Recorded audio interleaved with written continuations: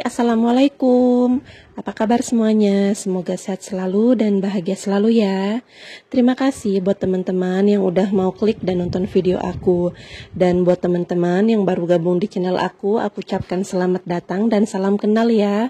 Perkenalkan, aku Rila, seorang ibu rumah tangga yang juga memiliki usaha toko sembako di rumah. Support channel aku dengan cara like, comment, share, dan subscribe. Aktifkan juga lonceng notifikasi supaya kalian gak ketinggalan video-video terbaru dari aku. Terima kasih. Gak terasa ya teman-teman, saat ini kita udah masuk di bulan Desember, yang itu artinya bulan ini merupakan penghujung di akhir tahun 2023. Yang namanya kita jualan, tidak semua produk yang kita jual itu perputarannya cepat ya teman-teman. Ada juga yang lambat. Jadi memang kita harus kuat mental dalam menjalankan bisnis apapun itu. Jadi buat teman-teman yang ingin membuka usaha warung sembako, sebaiknya teman-teman kenali dulu kira-kira apa sih masalah yang kerap dihadapi pengusaha warung sembako. Dengan kita mengenali terlebih dahulu masalah-masalah yang dihadapi, tentunya kita akan jauh lebih siap untuk mengatasinya. Selain tidak laku dan menumpuk, masalah yang berkaitan dengan barang adalah tanggal kadaluarsa dan mengalami kerusakan.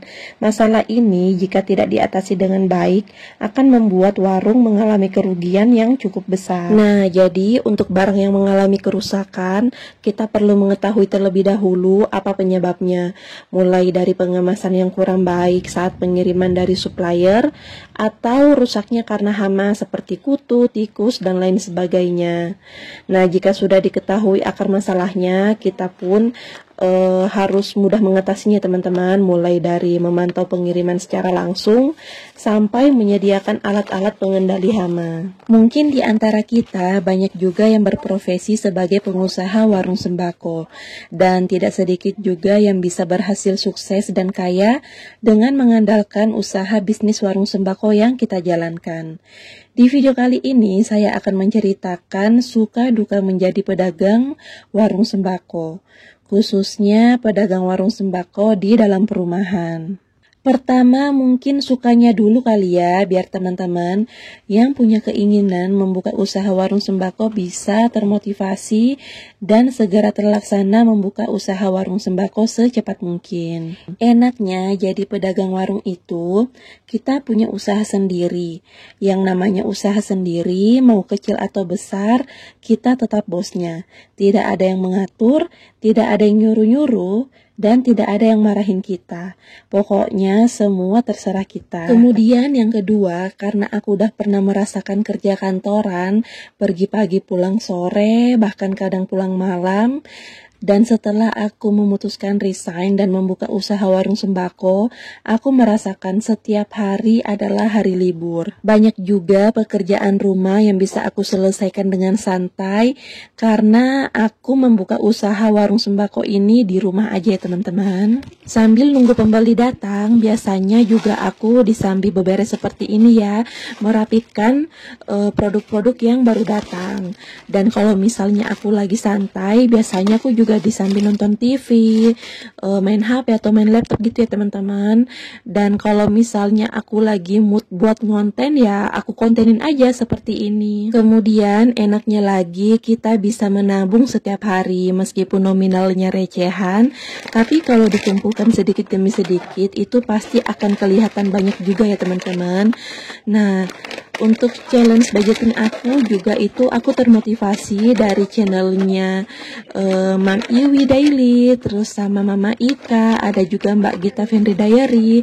Mereka itu sangat menginspirasi aku pada saat mereka konten budgeting teman-teman. Nah, jadi memang masih banyak lagi ya teman-teman sukanya ketika kita menjalankan usaha warung sembako di rumah. Jadi buat teman-teman yang satu profesi dengan aku pasti udah lebih paham ya, pasti kita lebih banyak waktu bersama keluarga dan lain sebagainya.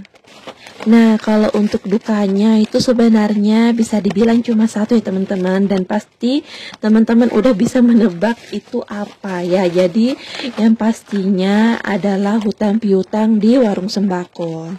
Jadi saran saya buat teman-teman yang baru merintis atau membuka usaha warung sembako di rumah, itu sebaiknya menghindari dulu yang namanya hutang piutang. Kalaupun memang tidak bisa dihindari, sebaiknya teman-teman pilih-pilih juga orangnya.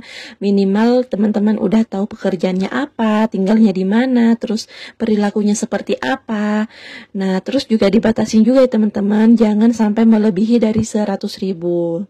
Mungkin cuman segitu aja ya suka dukanya sebagai pedagang usaha warung sembako di rumah. Dan misalnya ada tambahan dari teman-teman, silahkan di komen aja di kolom komentar. Nanti kita bisa sharing seputar suka dukanya usaha warung sembako di rumah dan terutama dukanya ya. Biar kita dapat solusi terbaik untuk meminimalisir kerugian dari penjualan yang kredit atau dihutangin kayak gitu ya. Nah, kalau ditanya tempat favorit aku di rumah itu di ruangan apa, ya aku pastinya akan menjawab warung sembako. Jadi aku itu senang banget ya teman-teman memandangi warung sembako aku yang alhamdulillah semakin gemuk, semakin padat isinya, dan aku juga happy kalau misalnya ada pelanggan yang datang langsung rame gitu ya teman-teman. Itu aku senang banget. Jadi meskipun belanjanya mungkin gak seberapa, tapi melihat antusias mereka datang berbelanja di warung aku meskipun cuaca lagi panas atau lagi hujan, itu tentunya membuat aku itu menjadi semangat ya teman-teman. Apalagi warung sembako aku ini kan masih satu ruangan dengan dapur. Jadi kalau misalnya aku lagi sibuk di dapur, terus tiba-tiba ada pelanggan yang datang mau berbelanja, mata aku itu bisa memandang satu garis lurus dari dapur menuju warung sembako aku ini. Dan sekarang ini aku lagi mendisplay cemilan anak-anak. Ini produk dari Nabati, ada Hello Panda. Nah, dengan teknik display seperti ini itu akan memudahkan pelanggan, terutama pelanggan anak-anak ketika ingin datang berbelanja teman-teman. Dan ini aku gabung aja ya dengan mie goreng Spix dari Siantar Top.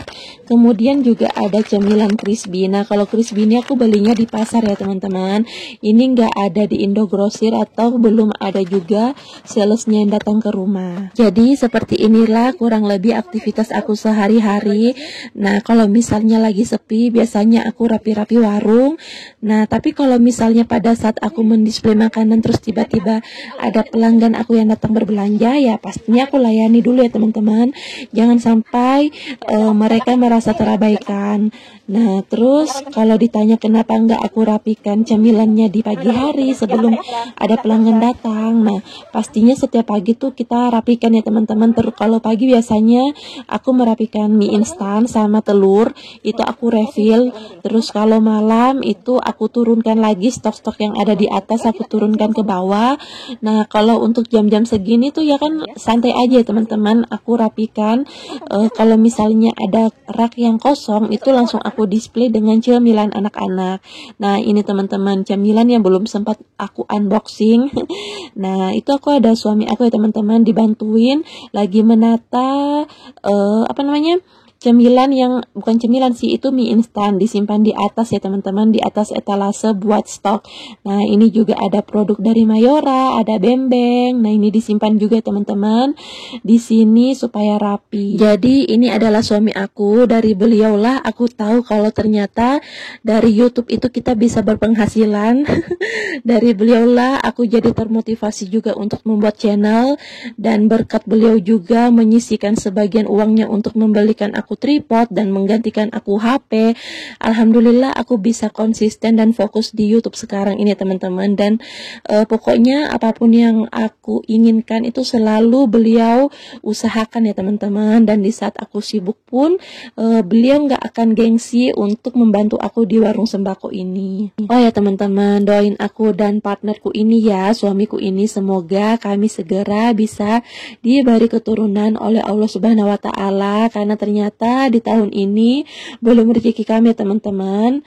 Tapi semoga di tahun depan merupakan tahun yang baik buat kami berdua, amin ya rabbal alamin. Aku doakan juga buat teman-teman yang resolusinya belum tercapai di tahun ini, semoga di tahun depan bisa segera terwujud ya cita-cita dan harapan teman-teman semuanya. Pokoknya semoga hal yang baik-baik itu semua ada di tahun depan dan tahun-tahun selanjutnya ya teman-teman, amin ya rabbal alamin. Wah, nggak terasa ya, ini udah di menit ke-10. Baiklah teman-teman, terima kasih buat teman-teman yang udah setia nonton videoku dari awal sampai selesai. Mohon maaf kalau aku ada salah kata dan perbuatan di video ini. Jangan lupa supportnya dengan cara like, comment, share, dan subscribe. Aktifkan juga lonceng notifikasi supaya kalian gak ketinggalan video-video terbaru dari aku. Mohon maaf kalau aku ada salah kata dan perbuatan di video ini. Sampai jumpa di video berikutnya. Wassalamualaikum warahmatullahi wabarakatuh. Dah.